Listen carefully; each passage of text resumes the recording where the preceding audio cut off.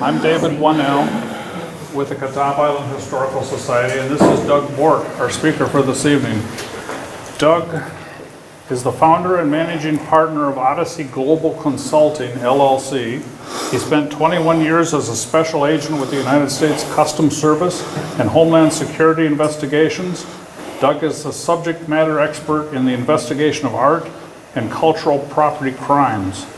During his tenure with Homeland Security investigations, Doug represented the United States in international investigations around the world and was heavily involved in the United States national policy decisions and international diplomacy. With a proven record of successfully leading complex international investigations, his work has resulted in the recovery and return of over $3 million worth of cultural property to its rightful owners. So I think we're very fortunate to have him as a speaker tonight. Thanks. And I'll turn it over to you, Doug. Thank you.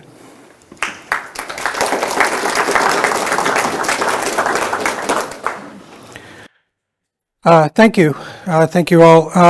Good evening. I want to thank the Catawba Island Historical Society for inviting me here to present to you, and thank you all for your time in joining us. One thing about my presentations, I always feel they go better if we all just kind of have a conversation. So if you have any questions, please don't wait until the end. Just raise your hand, and you can ask them right away, and then we can dive right back into the presentation. So don't be shy. If you have any questions, just please raise your hand and get my attention.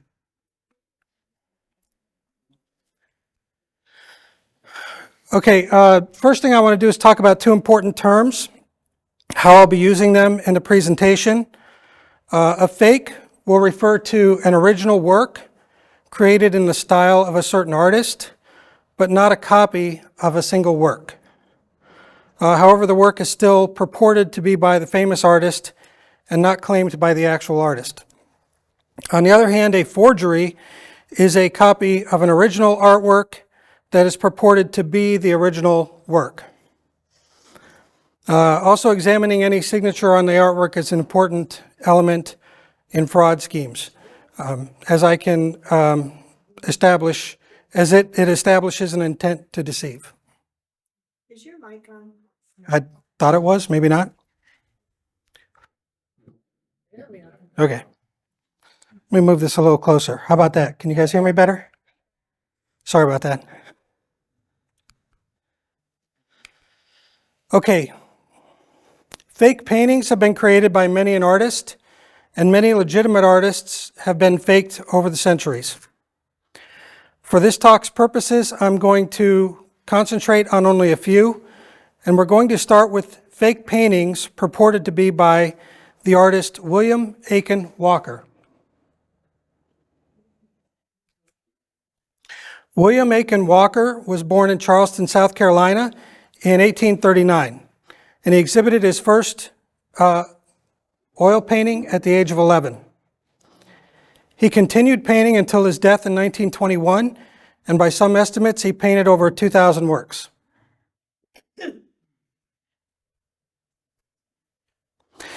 Early in his career, Walker painted traditional subjects, including still life paintings of game and fish, scenes of Charleston, and portraits. After the Civil War, he found his niche painting scenes of the lives of emancipated slaves in the rural South.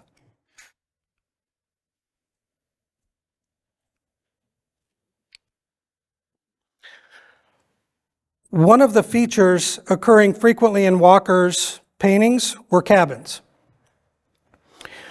These became a popular theme in paintings purported to be by Walker as well. And subsequently, one of the ways the paintings were discovered to be fakes.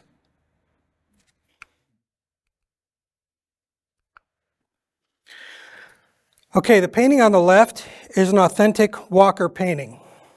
The painting on the right is indicative of many of the fake Walkers that were produced.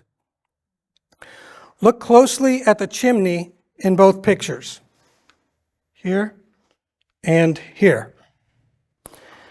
The chimney on the left leans away from the house at the top and is held up by two poles. Chimneys of the day were built of resinous pine branches and daubed with red mud or clay. They were purposefully constructed to shift away from the house as they gained height and supported by large poles to keep them from tipping over. In the event of a fire in the chimney, the poles could be kicked out and the chimney would fall away from the house, thus preventing the entire cabin from burning. The chimney on the right is straight and against the house, like modern chimneys, with a couple of small poles leaning against it. Walker painted the chimneys as they actually looked at the time, but the modern fakers painted them like modern chimneys with a couple of small poles leaning against them because they didn't understand the originals. Another way of detecting the fakes is pigment testing. Many of the modern fakes used age-appropriate canvas and frames to further their schemes, but they used some wrong pigments.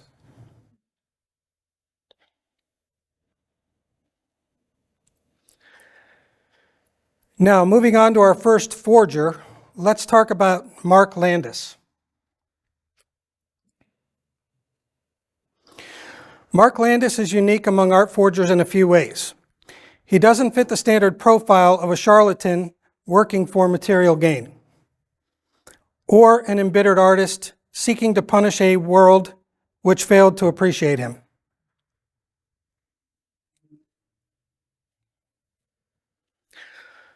Landis was diagnosed with schizophrenia as a teenager, although caseworkers have recently suggested that bipolar disorder may be a more appropriate diagnosis. While in therapy due to his father's death, he discovered his affinity for painting. It has been said of Landis that if you put only a blank canvas in front of him, that he could do nothing with it. But if you put a master painting in front of him as well, that he could recreate that work on the canvas within a few hours with amazing precision. Landis didn't use sophisticated techniques to fool experts. His canvas and frames were not old. He aged his works with tea or light brown pigments and used coffee and other techniques to make the frames appear older. He did, however, forge auction receipts and labels that he affixed to the backs of the works.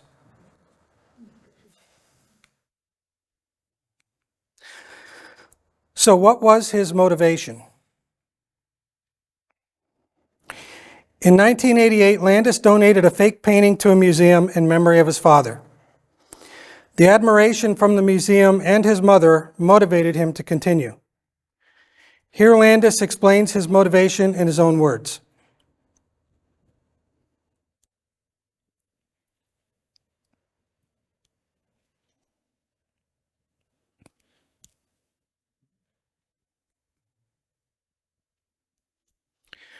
In the next couple decades, Landis continues to create forged artworks that he copies from art history books and auction catalogs, and he donates them to many museums across the country. More than 45 museums were known to receive donated paintings from Landis. In fact, he created multiple copies of the same forgery and gave them to multiple museums. So he donated all these. He didn't get any money for them. Yeah, I'm going to get into that. Yeah, he did. He relishes the attention he receives. He embellishes his cover story, develops more aliases, and even dresses as a priest to enhance his credibility. Because he donated the works to the museums, they probably didn't scrutinize the works as closely as they would have if purchasing them.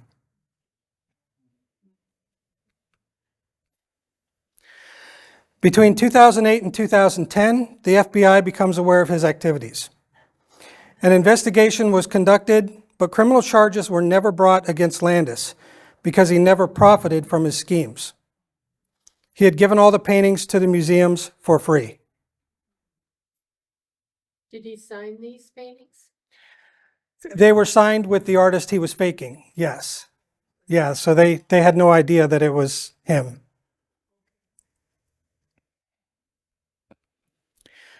Once Landis's scheme came to light, a couple of things happened. Landis was included in a traveling exhibit titled Intent to Deceive, which was shown in the museums in 2014 and 2015. Landis now has a website where people can request a painted portrait commission, giving him a legitimate outlet for his talents and desire to be liked, while helping to promote mental health awareness.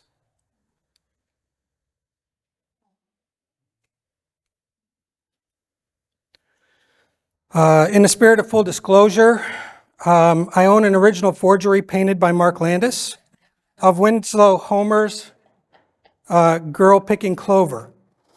The original is in the Canton Museum of Art. Landis painted the forgery for the museum to auction off during the Intent to Deceive exhibit at the museum, with the proceeds going to the museum, not to him. The color differs in the forgery from the original due to the photograph that the museum sent Landis to copy, and not because of his abilities. I think they purposely sent him a photograph that was off color-wise so that he wouldn't create an exact match.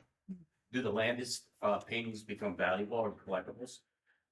So I don't think there's a lot of value in them. A lot of the museums, once they found out that they were duped, did not appreciate it. So I'm sure those paintings were probably destroyed. Yeah, obviously, I think. Yeah, his talent, kind of like I said earlier, was in copying, but it's an amazing talent in copying. No creativity to actually create something, but he had that ability, just to be able to copy something with precision. Yeah, it was pretty amazing.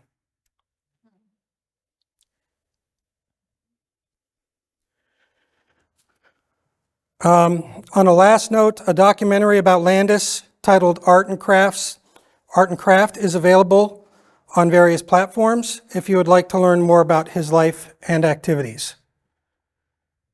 There's a director of one of the museums that also appears in that documentary, not in a good light. Yeah, he was very, very upset at Landis, and there was like this confrontation going on between them in the documentary. But Mark Landis, being in the state that he is, he kind of just blew him off and was very polite to him, and that was it. So, but it is an interesting documentary if you want to learn more about Mark Landis.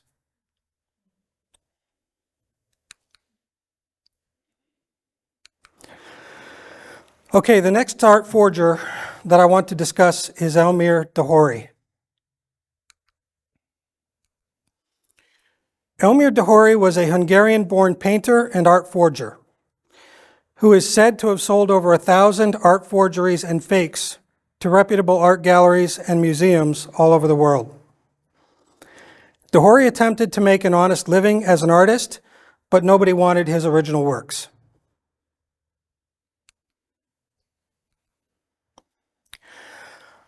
Claiming that he was a displaced Hungarian aristocrat, and this is post-World War II, so there was some of that going around. Dahori was able to fool buyers into thinking his family had numerous original works by Picasso and other artists that he was selling. He formed a partnership with Jacques Chamberlain, who became his art dealer. They toured Europe and worked together, selling fakes and forgeries, until Dahori discovered that Chamberlain had kept most of the profits that they were supposed to split evenly. Horrible businessman. Good artist.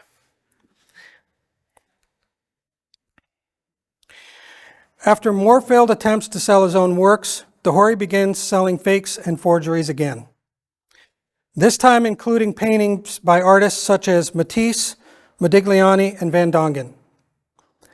These were sold to numerous museums and placed in their permanent collections. Buyers become suspicious, and Dahori uses several aliases to sell his paintings. During this time, he is also pursued by the FBI and flees to Mexico.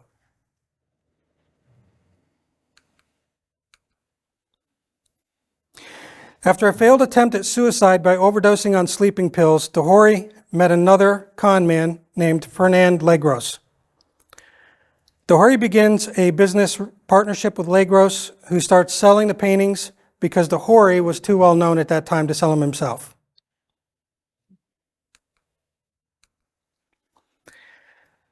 Now we'll look at his techniques and motivation. Elmer Dohori was very confident and had an uncanny ability to discern and copy the styles of master painters. He coupled that with the use of contemporaneous materials to perpetuate his fraud schemes.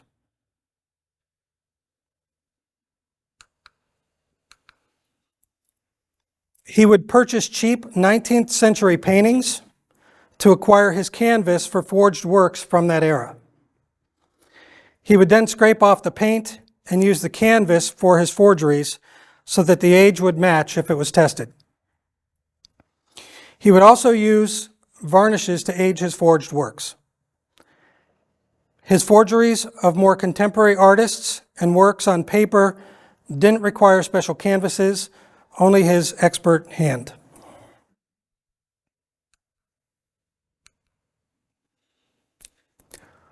Legros was just as adept at forging the provenance and documents for Dohori's works. He bribed experts and copied certification stamps and customs stamps. He even went so far as to insert photographic copies of Dohori's works into auction catalogs. Modern techniques and testings of the pigments can detect the fakes and forgeries created by Dohori if properly examined.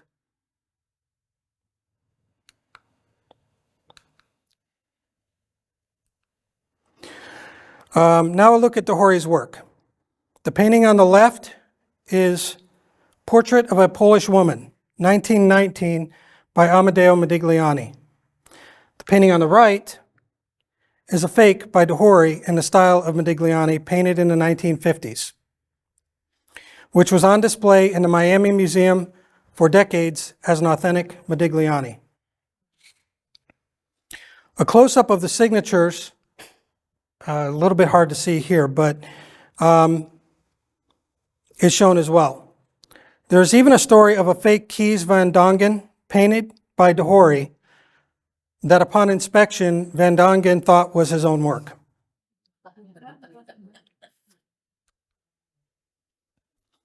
His early motivation was money, but later it included the above quote from Elmer himself.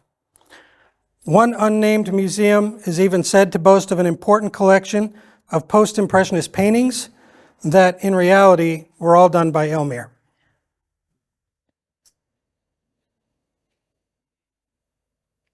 Can you explain again his technique involving scraping off the paint so they couldn't detect the materials? So what he would do is he would buy these old paintings, 19th century paintings, and then he would scrape off the actual painting that was on there, down to the layer of the primer that they put on the canvas to start their work. And then he would create a work by an artist that fit in that age range, so that when experts did a testing on the canvas showed the proper age that he was going for. That's correct. That's why I said Wouldn't that typical to a fake? sometimes. So with pigments, there's a range where pigments were first started being used and a range where they were used afterwards, right? So if he was, a lot of times in Europe, you can actually get old paint. You can actually get old supplies. And so the pigment might have actually matched the older work that he was trying to create. Or he used pigments that were available back in, let's say, 1870, when the work he's creating is purported to be done, and also available today. And so sometimes when they do a pigment test, they can determine that it's a newer pigment. sometimes they can only determine a range that this pigment was used, dating from 1850 to 1950. So it really just depends on the pigments he was using.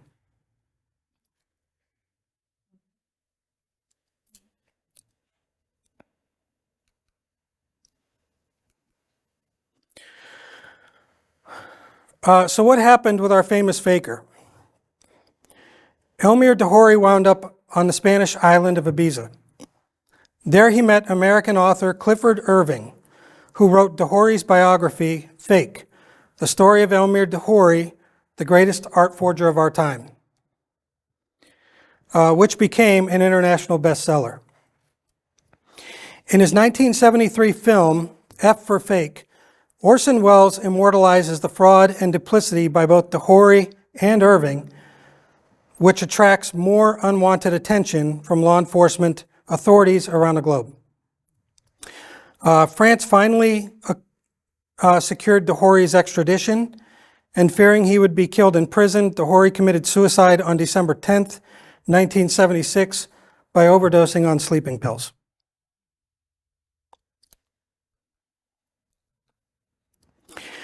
An interesting anecdote on de Hory: later in his life, he created more of his fakes, but actually signed them Elmer instead of the signatures of the artists he was copying. These actually started selling, and soon Elmer was faked by another faker who created works purported to be by Elmer de Hory, but with the legitimate artist's signature on the recto and Elmer on the verso, which Elmer would have never done, because signing his own name to the back of paintings that he was trying to pass off as a legitimate Modigliani would only alert the buyers that it was a fake. So,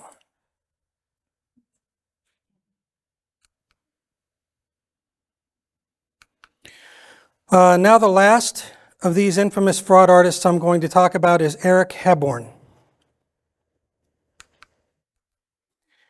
Eric Hebborn was an English-born painter and art forger. He attended Britain's most prestigious art school, the Royal Academy of Arts, and had the ability to become a great artist. In 1963, Hebborn formed Panini Galleries Limited in London and began selling many of his faked and forged drawings attributed to Whistler, Bertolozzi, the School of Mantegna, and others. He does this to reduce his personal liability for selling his forged works. The gallery also uses the same conditions of sale that other galleries of the time did to protect themselves from litigation for selling fakes and forgeries. He just happened to be the one creating the paintings as well as selling them. In 1964, Hebborn relocates Panini Galleries to Rome, Italy.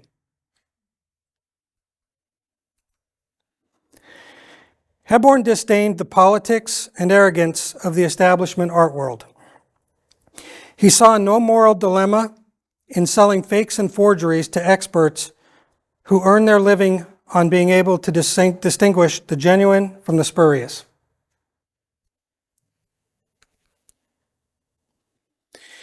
Hebborn also had his own unwritten moral code that I'll show you in the next couple of slides. This code says a lot about the motivations and justifications for the hundreds of fakes and forgeries that he inserted into the market. Yeah, absolutely. So number one, never sell to a person who is not a recognized expert or acting on an expert advice. Number two, never ask a higher price than a similar work in his own style would fetch, unless the higher price was established by the buyer.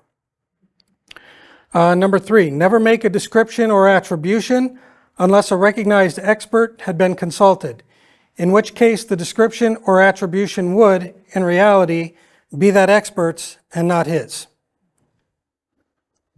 And I'll get into something that he did later to show that. The next three. So never hit an expert with his acumen down.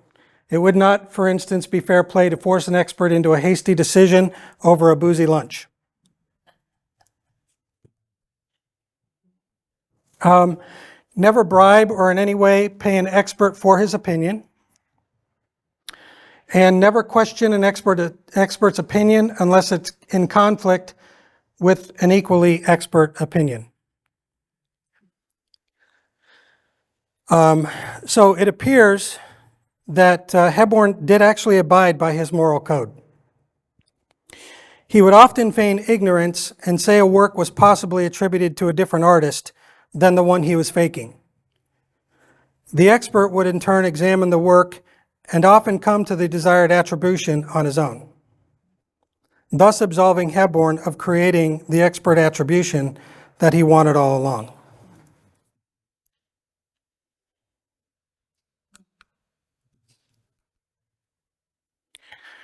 Hebborn obtained a drawing attributed by experts to Bruegel the Elder, complete with a label stating such on the back of the frame, which was itself old. He decided to create a forgery of this painting. This slide shows what it cost him for the materials to create his forgery. He examined the original carefully to determine the order in which he should draw each line, and practiced the strokes with a dry pen. After completing his forgery, he carefully removed the original from the frame and replaced it with his forgery, taking care to put the frame back together nail by nail exactly as it was. He then burned the original.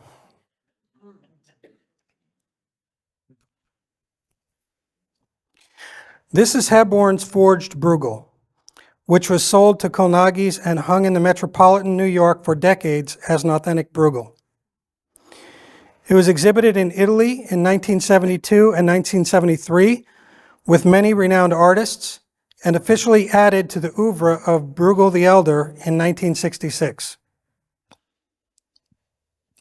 Incidentally, Hebborn believed the framed Bruegel that he bought to be an engraver's copy and not the original Bruegel, due to the hesitation in the drawing. So although he believed he wasn't destroying an original Bruegel, he couldn't be sure. Since he burned the original, we can't compare it with his forgery. He was known for replacing authentic works with his own and keeping the originals stashed away.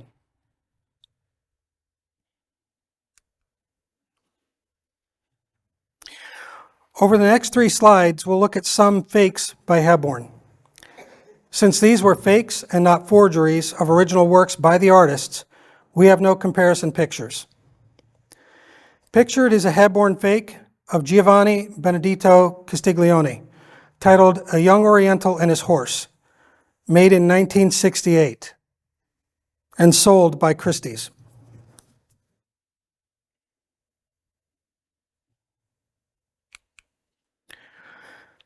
This slide shows a Hebborn fake of Montaigne, titled The Lamentation of the Three Marys, made in 1965 and sold to Kolnagi's.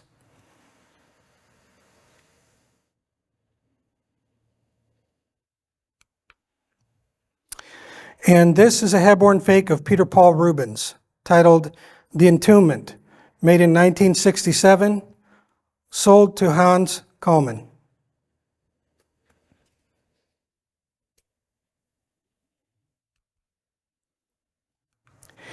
In March of 1978, Hebborn came under scrutiny. Hebborn admits that his early works were not as good and should have been detected by experts at the time. He was careless in his early days in the making of collector's marks. Once one of his works came under suspicion, more of the works he sold were questioned.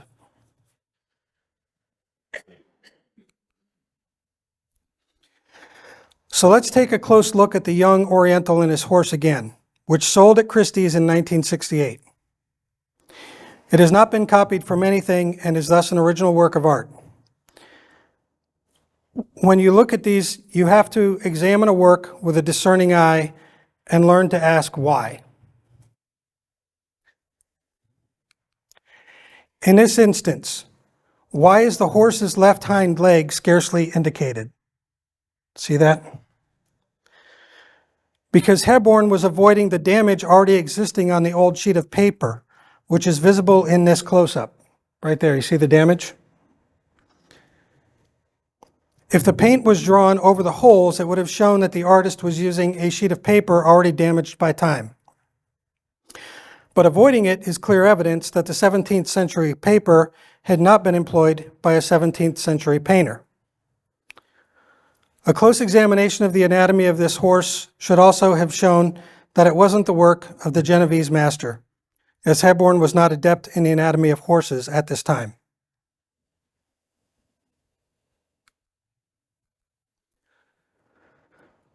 On April 17, 1980, Hebborn sent a letter to the Times, which caused further embarrassment to the establishment art experts.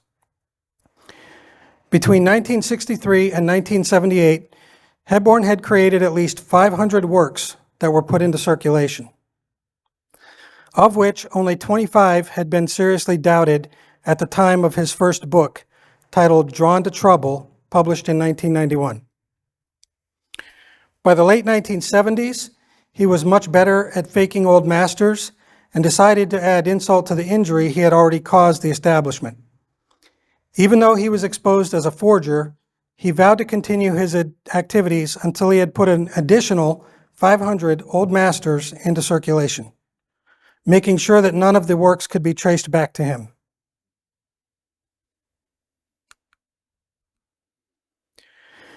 Eric Hebborn wrote a second book titled The Art Forger's Handbook, published in 1996. It was extremely detailed in how to create fakes and forgeries, and even had a chapter devoted to avoiding legal trouble while doing it.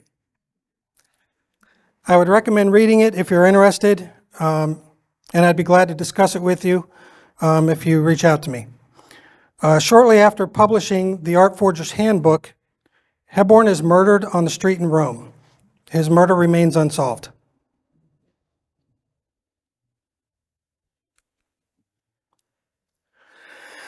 So now that we know the charlatans are out there in many forms, how do we differentiate authentic from fake?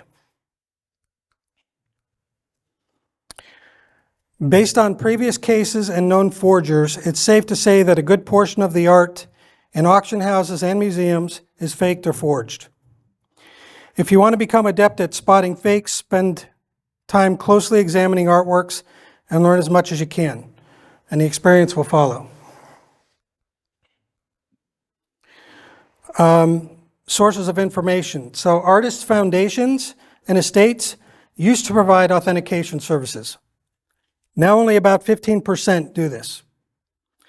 A catalog raisonné can be a great tool, but only as good as the expert who compiled it. And you'll find more than one example of catalog raisonnés for the same artist that don't agree on various works. Even asking the artist directly isn't always proof, because they've been known to deny an artwork they've actually created for various reasons. The internet has allowed access to resources and books that were harder to find in the past, but can contain false information as well.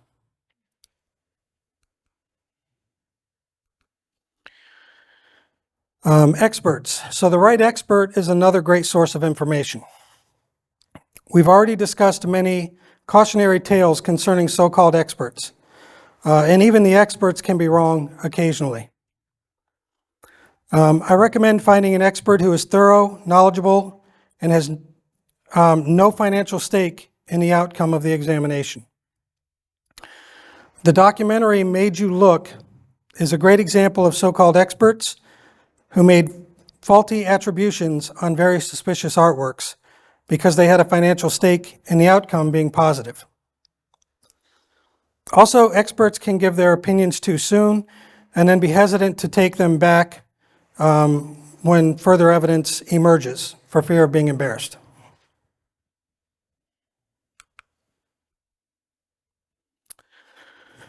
None of this means to imply that expert opinions are worthless, quite the contrary. But the conclusion should be based on collaborative examination of all available information. Expert connoisseurship combined with technical examination of the artwork by a qualified laboratory. And in addition, all documentation available should be examined by both an expert on paper documents and an expert such as myself to conduct a full investigation into the priests, the people, businesses, and places involved. After the experts complete their work independently to allow creativity, they should collectively discuss their findings, exchange ideas and concerns, and come to a joint decision based on the available evidence.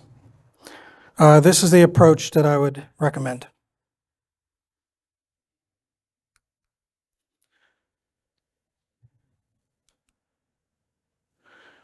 The importance of documentation. Examination of all documentation provided with an artwork is just as important as examining the artwork itself. I can't go into great detail about the undercover platform I used or the crooked galleries I was investigating because those cases were ongoing when I retired, but I can say that by digging into the provenance and authenticity documents provided by those galleries, and by knowing what to look for, I was able to debunk the authenticity of suspect artworks, independent of the expert examination of those artworks, which subsequently concluded they were fake as well.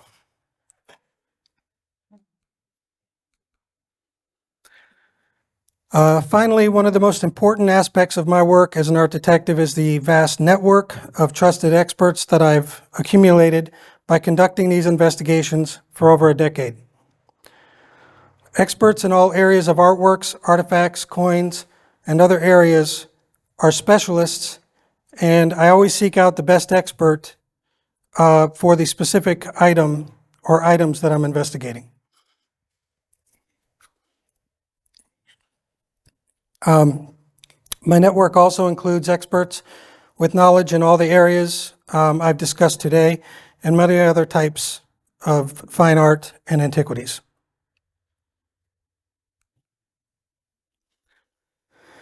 This slide provides information on how to contact us at Odyssey Global Consulting. The website contains more information about our licenses and services, as well as links to some of my top cases. This QR code is a link to my digital business card. If you point and capture that, you can add me to your contacts without having to manually enter all of my information. It's a little bit hard to see up here, so I'll be glad to give it to anybody who wants it.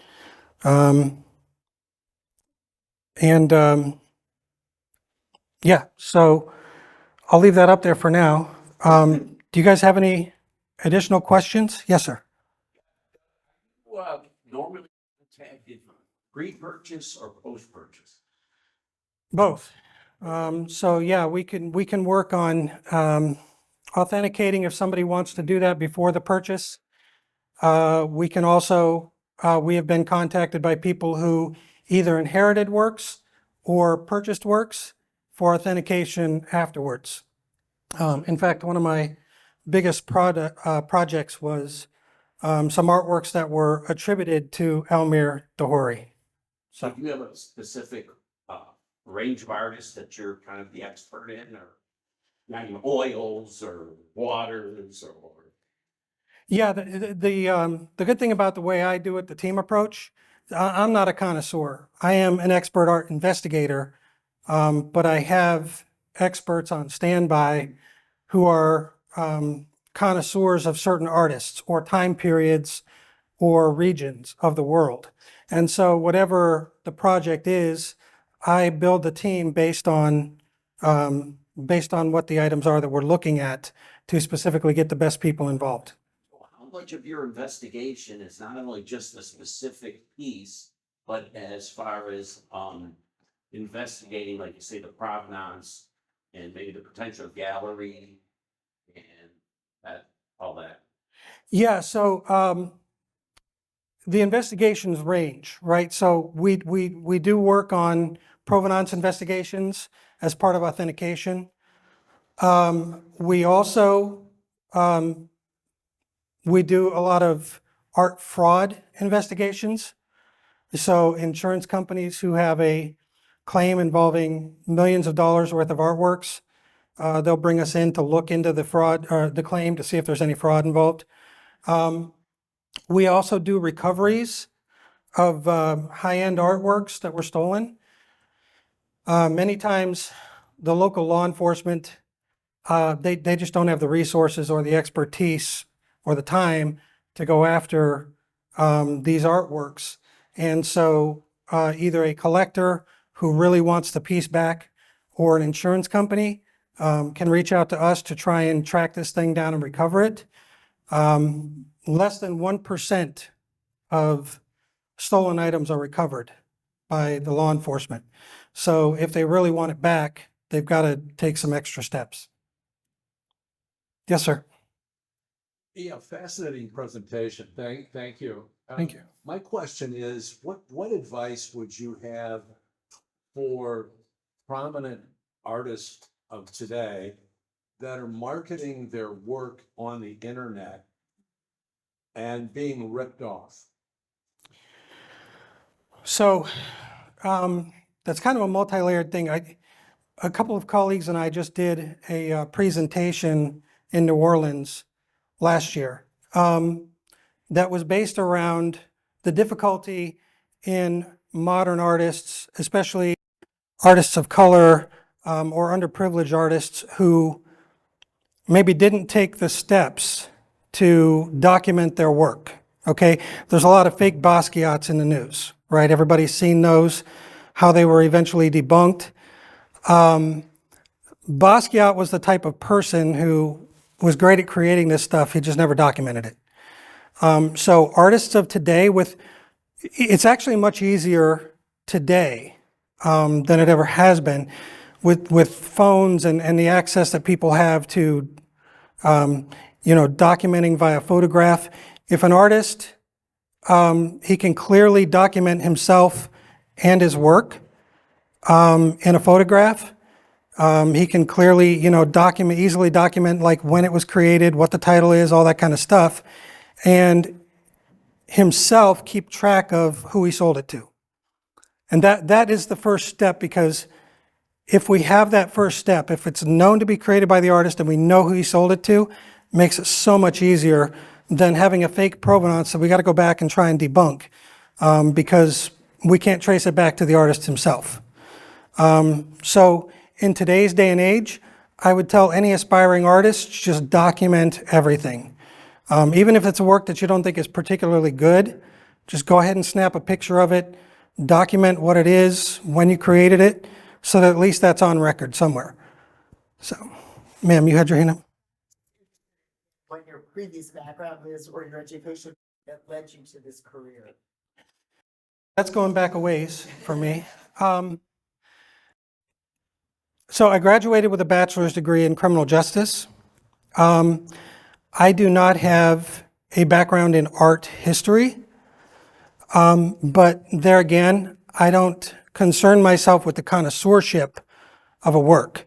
My expertise is in conducting these investigations over a decade or two. It's been over a decade now. So the last 10 years of my career as a federal agent, I was focused on these types of cases, art and artifact cases, usually stolen art and artifact that needed to be returned to its proper owner. And in doing those cases, a lot of times we had to spend, time. We had to have the expertise to look into the fake provenances provided by the sellers for these works and be able to debunk them in order to prove that it was stolen. Okay. One of the things that I did, I didn't touch on it a lot in here. Being out of the Cleveland office, we had cases that came to us, but I had to be a lot more proactive if I wanted to work these cases. In New York City, the cases just come in by the boatload and they get divvied up and everybody works their cases. So, and then also in training other agents on how to work these cases, which I was assigned to do for some time at the end of my career, we noticed a gap in prosecutions for these cases. we weren't getting the prosecutions that we wanted to. The people that actually committed the crimes weren't being held accountable. And the reason is being the knowledge aspect that is needed in all these crimes, okay? So for a person, a gallery who's selling these fake works, they would just stand behind the, oh, we were told it was this artist, too bad. You know what I mean? We couldn't pin down the knowledge that they had. So one of the things that I developed was an actual undercover business. So it was a business licensed with Ohio, website. I had my fake name, fake ID, fake everything. And so I would use that business to pose as a dirty broker who was more than willing to buy something that was stolen, to provide it to my clients, okay? And in doing that, I could have conversations with the bad guys, them thinking that I was a fellow bad guy. They would tell me more, and we would get that knowledge aspect that we needed to get the convictions in these cases. And frankly, it was just a lot of fun. Doing undercover work, it was one of the highlights of my career. And, it was something that was necessary because mine was actually the only one in the country. You would think that New York would have one of these. They didn't. So my little business in Cleveland was used by a lot of other offices to go after bad guys. So, yes, ma'am. If they were convicted, what kind of punishment did they get? Oh, that is all up to the judges. How much help they provided us. There was one case that I worked where I seized a dinosaur fossil that was worth over $150,000. It was a joint case, worked with the New York office, because they seized a dinosaur fossil worth over $1 million. And the two of us worked this case jointly together to convict the person, subject down in Florida, who was committing these crimes. All of that we went through, I think he only ended up getting 9 months. And that was because he provided a lot of information on other smugglers and the black market of these stolen dinosaur fossils that evidently was worthy of him getting a lesser sentence. So sometimes it just varies. Yes. The majority of these people go to jury cases, or did they just want the judge to make the decision? No, it's, everybody's entitled to the jury if they want it. I don't want to paint with a broad brush, but in my experience, anybody who's guilty never wants to go in front of just a judge. They want to have those 12 people that they can try and reach one of them. So yeah, mostly it was all jury trials. Yes, sir. Heard over time, one foreign countries go back to World War II and paintings that have been recovered, in art that is, you got to the United States or other countries, and they want some of that art back. Have you ever been involved with any of that? Yeah, a lot of it. I was actually just conversing with some of your fellow patrons here at dinner that one of my favorite cases was, it's on my website, and the press release is on the website as well, but it was a case involving a 18th century porcelain piece that was made in Germany and was originally in Germany right up until World War II. The piece, along with the other pieces of this collection, because it was worth a lot of money, were packaged and moved to castles when the front was approaching from the east and the west to try and save them, okay? It was moved to a second castle and put behind a fake wall. So they built a fake wall, they put these things behind there, but a Russian soldier throwing a hand grenade down the hallway found the fake wall, and these things were stolen. And it ended up in the Toledo Museum of Art. which, you know, they purchased it in 1956. It was in their collection for over 60 years before I even started looking into it. And they bought it thinking that it was legit. But my investigation showed that it was the same porcelain piece that was stolen from the Dresden Museum during World War II. So yeah, there's a lot. Our agency has worked a ton of cases on both sides of art that that needed to be repatriated back to where it belongs. And one of the things about, because our agency was U.S. Customs, we actually had more jurisdiction than the FBI when it comes to this stuff, because anything crossing the international border is ours. And most art that is stolen, a lot of it ends up coming into the U.S. So, you know, the FBI has jurisdiction over domestic art cases that cross state lines. They also made sure they got jurisdiction for any artworks or artifacts that might involve terrorism. That was actually one of the things too that I actually helped the FBI with cases using my undercover that they thought might involve terrorism. So yeah, there's a lot of it that has come through. But I do have a few of my top cases on the website if you guys check those out. Yes, sir. What does the Customs Service allow in the U.S.? If you held overseas from Europe and you bought it and see furniture or food, what do you have to do to give it back to the U.S.? So as long as it's purchased legally, as long as you have the documentation, and also as long as it's allowed to be exported.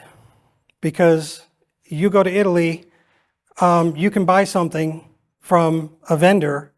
He's not going to tell you that it's not allowed to leave Italy without a permit from the Italian government. But that's the case. Italy is one of the few, well, there's more countries now. Italy has one of the strongest patrimony laws of any country. And so any items that are illegally exported from Italy that end up here are illegal to have. And that was also one of my bigger cases that's on my website. Involves a Calpis, an Etruscan Calpis from Italy that was looted and smuggled into the U.S. You know, we don't enforce foreign laws. We don't enforce Italy's laws. But we have the National Stolen Property Act, which covers any stolen item that's worth $5,000 or more that crosses the international border. That was actually developed partly through the work of the FBI, because there were no laws at the time that prevented artwork from being stolen in one state and taken to another state. And so it also covers any artifacts that are worth that amount that cross state lines. So yeah, we enforce those laws. But as long as you have all the documentation, I would do your research though before you spend the money and try and bring it in and just get seized by customs because you're not allowed to have it. So, yes. Two questions. First is, the art. What's the reason why it goes on? Are they pursuing crimes of opportunity? I broke into somebody's house and I found some neat paintings, so I'll take it with me. Or does word get out? It's on the street that there's a buyer out there for Picassos. And so I'm going to go around and see if I can find some Picassos, steal them. So not so much the latter. Stealing art is always a double-edged sword for these criminals. Number one, you're dealing with soft targets. Most people here have been to museums. What do you see? You see security that they're not armed in any way. They're pretty much told not to confront anybody. And you got these paintings worth $1 million hanging on the wall. Now, there are protective measures, okay, but because museums, some galleries are soft targets, it's easy for criminals to go in, strong-arm 3 paintings, and walk out the door with $3 million worth of stolen paintings and not get caught. It happens way too often. The downside for these criminals is they also can't get rid of those paintings. They're too well known, okay? So when I was doing my undercover work, you know, a good rule of thumb when I was dealing with the bad guys was 10%. If I knew that somebody had these stolen bacons that were worth $1 million, I'd offer them $100,000 for the works, because they're stolen. You can't display them. So I would always use the shtick of, hey, my buyers are private collectors that'll never be seen in the public, to try and get them to sell. But yeah, so it is a double-edged sword, because they're also very hard to get rid of. Now, the other motivation that a lot of crooks use, because they know the passion that there is for artworks, because they know these museums really want to get these works back, a lot of times these thieves will hold on to these works, okay?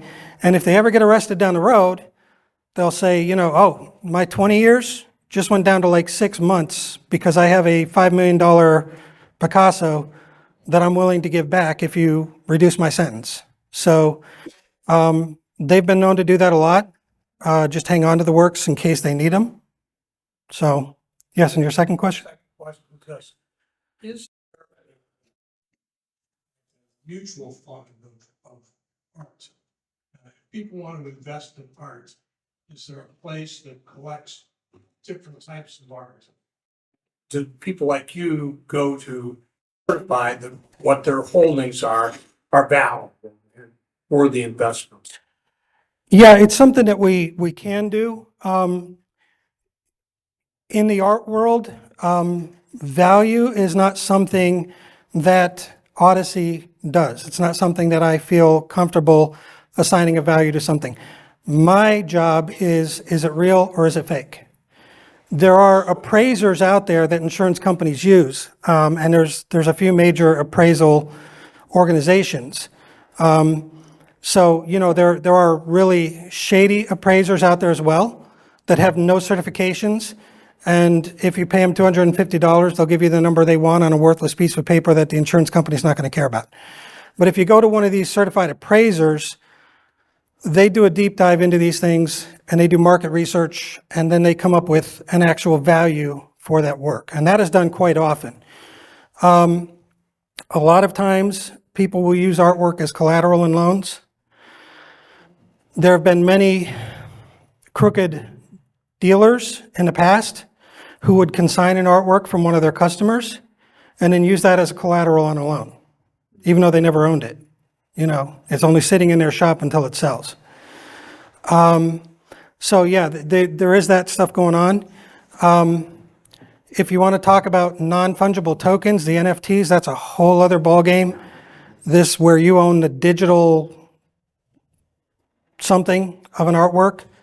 To me, it's all very nebulous. And, I think it was a big craze for a while until people realized, like, wait a second, there's no way to regulate this. This is not, So NFTs are out there. They're also a way that people can monetize artwork.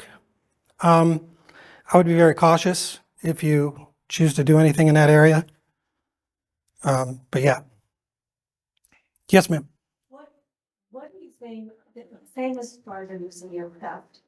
Think they'll ever be here? So that's like the white whale for all of us investigators in the art world. It's been so long. It's been 40 years plus. I really hope that they are found someday. I mean, you're talking about Rembrandt's only seascape and Vermeer, who's, one of the great masters. There are so many great works that were stolen out of that museum. So it's hard to say if they ever will be. I like to hope that they will be, because I would like the world to have access to those again. My concern is that it's been 40 years. I'm very certain that they're not being stored in some museum quality condition. So who knows if they're even in any condition at this point to be recognized or appreciated again. There's a lot of information out there about that heist. Personally, I don't want to, go into great detail. I think it was an inside job. I have a very good opinion about who was involved and why. But since this is being recorded, I don't want to be sued by somebody. But yeah, I don't know. I hope so. Yes. Do you find that some of the bad guys will destroy the work rather than let it be found? Yes. Unfortunately, they don't, to steal it in the first place, for the reasons that they steal it, shows that they just don't have the appreciation for the artwork that people usually do. So yes, there have been various circumstances where they destroy the evidence. If the artwork is all that's tying them to the crime, then they'll just destroy the artwork and be done with it and not talk about it again. The ones who do actually care a little bit have gone the extra mile of leaving it outside the museum the night, during the midnight time somewhere, sometime, where it can be found and returned. And there are also, like I said, those who use it kind of as a bargaining chip. They'll say like, well, we'll give it back, but only if you don't like prosecute us, kind of a thing. So, yeah. Yes, sir.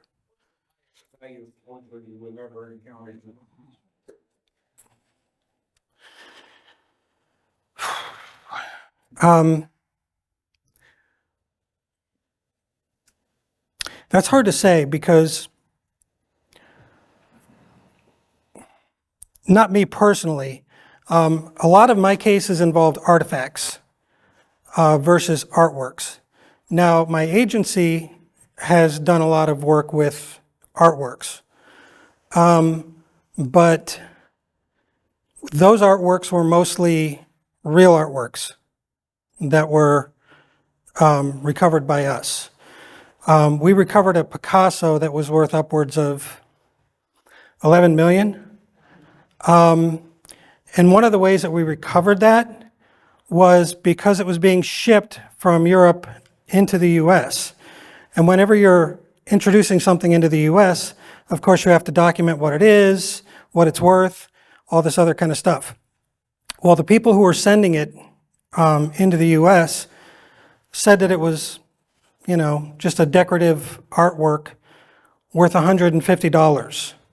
And yet it was being consigned to a storage location that is climate controlled and secure, like Fort Knox.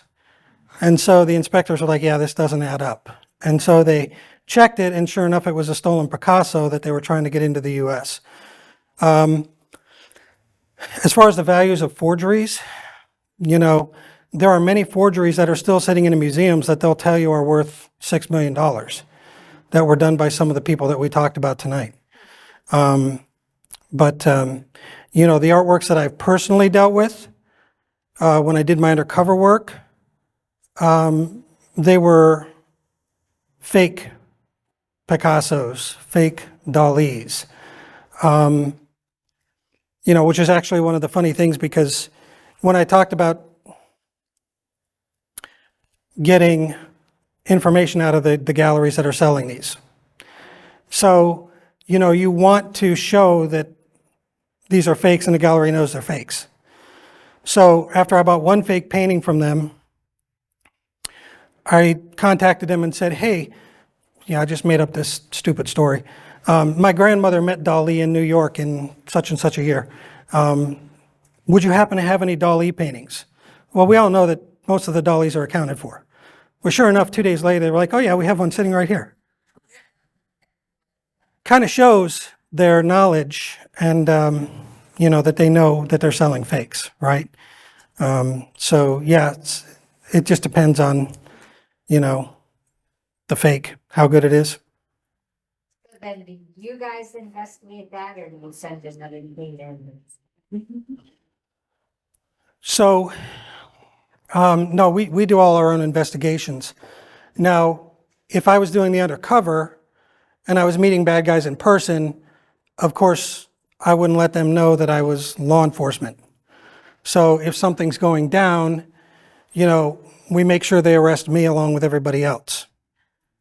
But if it's like an internet thing where I'm just some fake identity, then I could be involved more in the final takedown. So. Are there any end users, galleries, museums that really don't want to see you? No offense, but you know what I'm saying. You know, it's funny because we offer our services to museums. Museums need to maintain a reputation because their donations depend on it.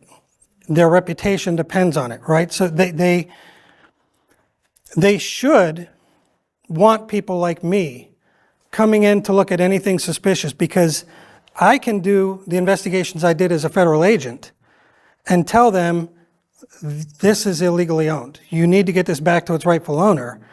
And then they could go and return it to Cambodia or wherever it needs to go, making a big deal about how they did this proactively and they're doing the right thing. It would be great PR for them.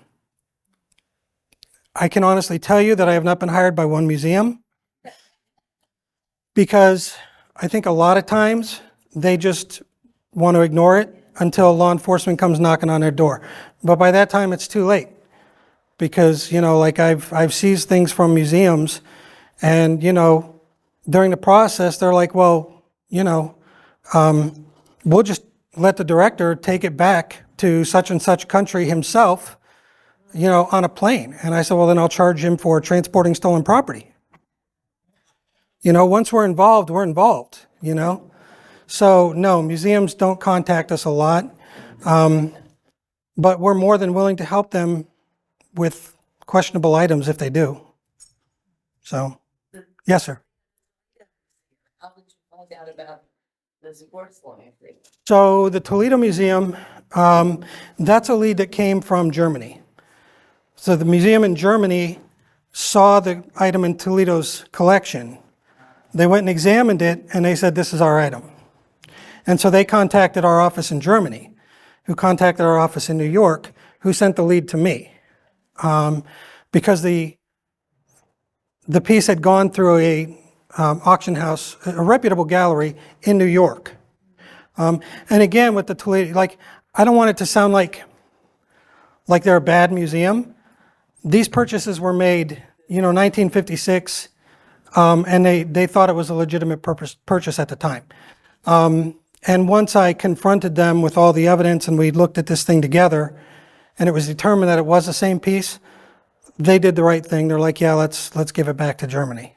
So, but yeah, it's, you know, it is what it is. Museums that have been collecting for that amount of time, especially prior to like 1980, you know, we've all seen Raiders of the Lost Ark, where he just goes and steals things out of a temple and gives them to a museum, right? That's how cavalier the museum collections were, up until a certain point when the public started getting involved and saying, yeah, no more. We want you to have legitimate items that aren't stolen. So, yes, somebody, yes, sir. Applying for one that have the authenticity established on a work of art, what would be the range of the cost, the investment they'd have to make to have that team approach done to authenticate? Yeah, so I'm not going to kind of discuss rates here. Every case is an individual case, right? So if somebody reaches out to me, it really depends on what the item they're looking at, how much time we're going to have to invest, what the item is worth. You know, that will determine, you know, what our rate structure is going to be. So it just varies case by case. Doug, before you got here to speak to everybody tonight, we had a chance to show you the Catawba Museum in Indian Chapel. I wonder if you would be kind enough to assure everybody. Takes forgery. hanging on the wall. Let me put this in the legalese way. I did not observe any items that I thought to be there illegally. That's, yeah, yeah.